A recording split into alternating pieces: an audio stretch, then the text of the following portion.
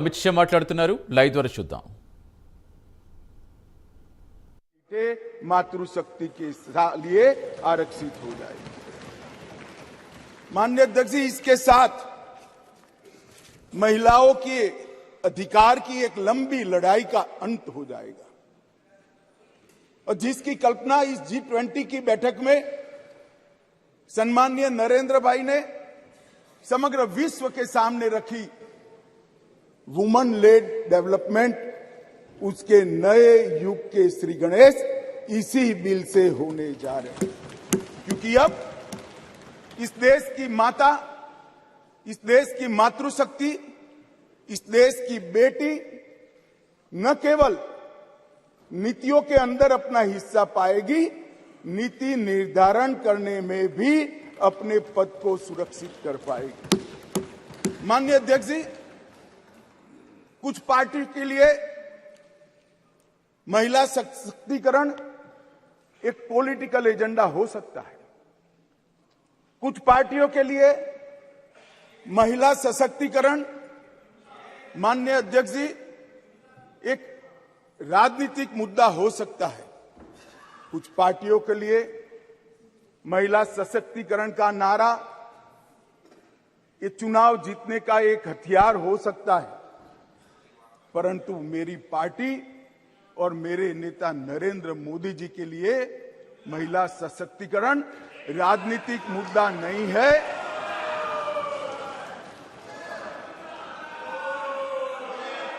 फिर से सुनिए, मेरी पार्टी और मेरे नेता नरेंद्र मोदी जी के लिए महिला सशक्तिकरण राजनीतिक मुद्दा नहीं, मान्यता का सवाल है, मान्यता का सवाल.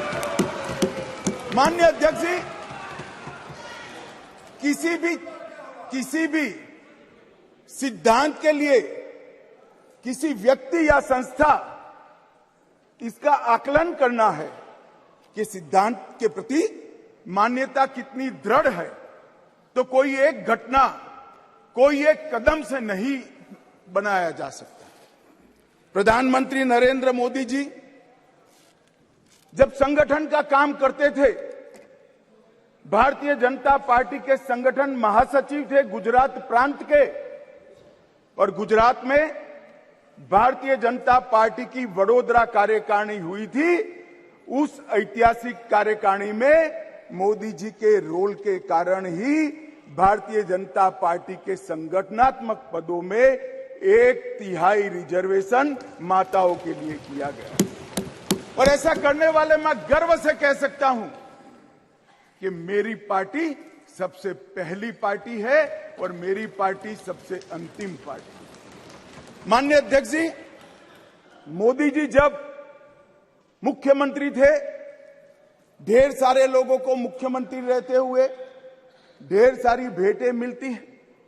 ज्यादा से ज्यादा सभी लोग इसको तोशाखाना में आरक्षित रखवा देते हैं.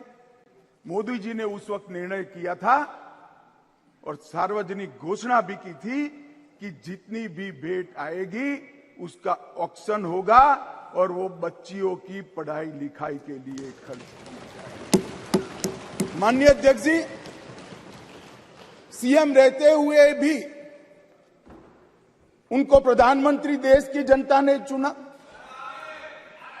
2014 में उनको प्रधानमंत्री पद के प्रत्याशी घोषित करने के बाद चुनाव हुआ और 30 साल के बाद इस देश की महान जनता ने पूर्ण बहुमत की एक सरकार मोदी जी के नेतृत्व में बनाने का मैंडेट. और जब सरकार बनाने का समय आया तब मोदी जी का स्वाभाविक था कि मुख्यमंत्री पद से इस्तीफा देना, और इस्तीफा देने के बाद ही वो प्रधानमंत्री बन सकते थे. तो मुख्यमंत्री पद से जब मोदी जी ने इस्तीफा दिया तब इनके बैंक अकाउंट में माननीय अध्यक्ष जी, भाई उनको जवाब न दो.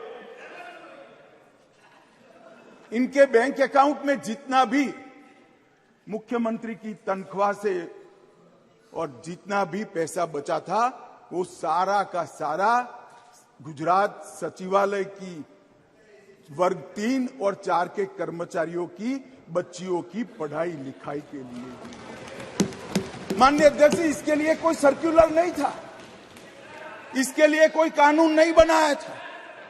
यही मोदी जी थे जब गुजरात के मुख्यमंत्री थे, तब बेटी बचाओ बेटी पढ़ाओ का नारा देश भर में दिया और गुजरात में उनके प्रयासों से, जन जागृति के माध्यम से कोई कानून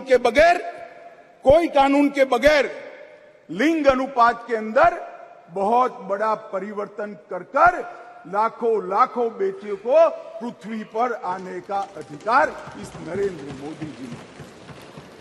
दोम धक्की धूप में मई महीने में पटवारी से लेकर मुख्यमंत्री तक पूरी की पूरी सरकार 5 दिनों तक गर्ल चाइल्ड एनरोलमेंट के लिए गांव-गांव में जाती थी।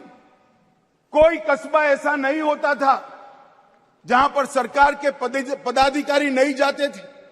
पंच, सरपंच, जिला पंचायत के सदस्य, तहसील पंचायत के सदस्य, विधायक, सांसद, मुख्यमंत्री, मंत्री सभी लोग जाते थे और बच्चियों को पढ़ाने के लिए, उनके एनरोलमेंट के लिए और ड्रॉप आउट रेशियो के कम करने के लिए, उनको फिर से पुनः दाखला दिलाने के लिए गांवों में निवास करते थे। माननीय अध्यक्ष जी, बेटी बचाओ बेटी पढ़ाओ, इसका परिणाम क्या था? एक और तो लिंग अनुपात में बहुत बड़ा अंतर आया और दूसरी ओर कांग्रेस पार्टी जो लेगेसी छोड़कर गई थी गुजरात में, उसमें प्राइमरी एजुकेशन में 37% ड्रॉप आउट रेशियो था और मोदी जी जब मुख्यमंत्री से प्रधानमंत्री बनने के आए तब वो 30% ड्रॉप आउट रेशियो घटकर 0.70%। माननीय अध्यक्ष जी, इसलिए मैं कहता हूं कि हमारे लिए राजनीतिक मुद्दा नहीं है, हमारी मान्यता का मुद्दा है, हमारे स्वभाव का मुद्दा है, हमारी कार्य संस्कृति का मुद्दा है। माननीय अध्यक्ष जी, जहां तक नरेंद्र मोदी जी की केंद्र में सरकार बनी, ये कह रहे हैं कि पहले भी हुआ था, पहले रोक लिया गया, ये सब बातें तो मैं बाद में बताता हूं। परंतु ये जो महिला सशक्तिकरण की बात है, ये संविधान संशोधन से जुड़ी हुई नहीं है। महिलाओं के लिए सुरक्षा, सम्मान और सहभागिता, ये तीनों चीजें जिस दिन मोदी जी ने इस देश के प्रधानमंत्री पद का शपथ लिया, जिस दिन से भारतीय जनता पार्टी की सरकार बनी, ये सरकार का श्वास और प्राण दोनों बने हुए हैं। माननीय अध्यक्ष, कई ऐसी चीजें हैं जो हुई है। आज मैं कहना चाहता हूं माननीय अध्यक्ष जी, जिस दिन मोदी जी इस देश के प्रधानमंत्री बने, इस देश के 70 करोड़ लोग ऐसे थे जिनके घर में बैंक अकाउंट नहीं था। मोदी जी ने जनधन योजना चालू करी, बैंक अकाउंट खोलने का अभियान चालू किया, 52 करोड़ बैंक अकाउंट खोले गए और 52 करोड़ बैंक अकाउंट में से 70% बैंक अकाउंट माताओं के नाम से खोले गए। माननीय अध्यक्ष जी, माताओं के नाम से आज महिला सशक्तिकरण हुआ है। सारी योजनाओं का जो पैसा जा रहा है, माननीय अध्यक्ष जी, किसने 10 मिनट दिए मुझे? आप वहां बैठकर टाइम दोगे? अरे सुनने की आदत डालो भाई, आप वहां बैठकर मुझे टाइम दोगे? माननीय सदस्य प्लीज, मैं मेरी पार्टी के टाइम में बोल रहा हूं। आप कौन फैसला करने वाले होते हैं? माननीय गृह मंत्री जी। माननीय